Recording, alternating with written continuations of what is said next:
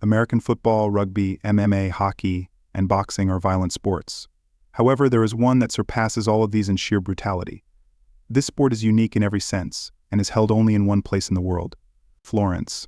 Every year, in Florence's main square, a tournament is held in this sport, where the strongest men come to test themselves in historic football.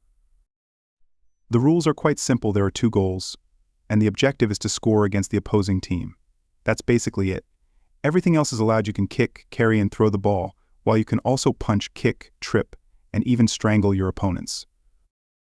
Historical records show that this sport first appeared in Florence in 1580, with the first rules devised by Giovanni di Bardi. At the time, the rules stated that players had to be gentlemen between the ages of 18 and 45, handsome, fearless, strong, and of good posture. Those were the only rules. Everything else was permitted, and it was not uncommon for someone to die on the field due to severe injuries. Nowadays, fatalities are rare, but serious injuries are still common. Due to the rough and intense physical contact, broken limbs, spinal injuries, and neck injuries are frequent. Those who train and participate in this dangerous sport say it's like a gladiatorial match.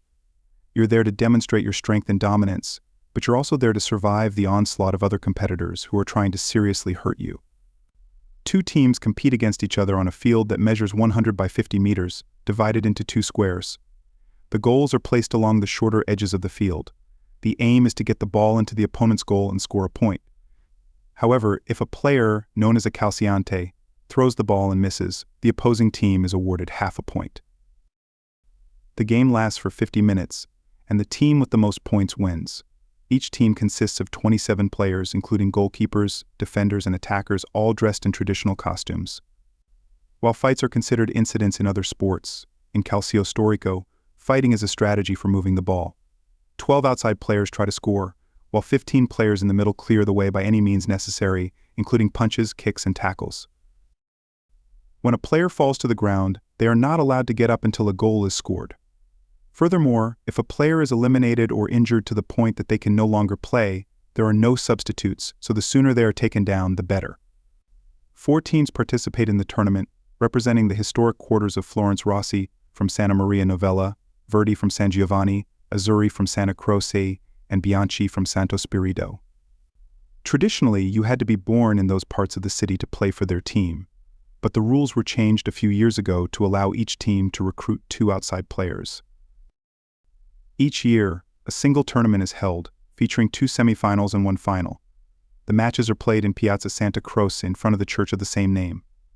Sand and dirt are brought in to form the field, and bleachers are set up on either side for spectators. There are 9 days between the semifinals and the final to give players time to recover, with the final match always taking place on June 24th, the day of St. John the Baptist, Florence's patron saint, at 5 p.m.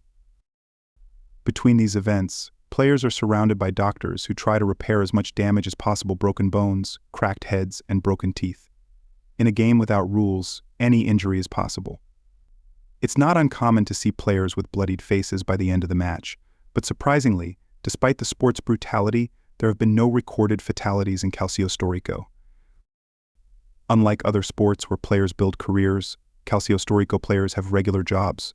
A few days before the tournament, when training intensifies, they take time off work. The amount of leave they need depends on how seriously they are injured during the matches.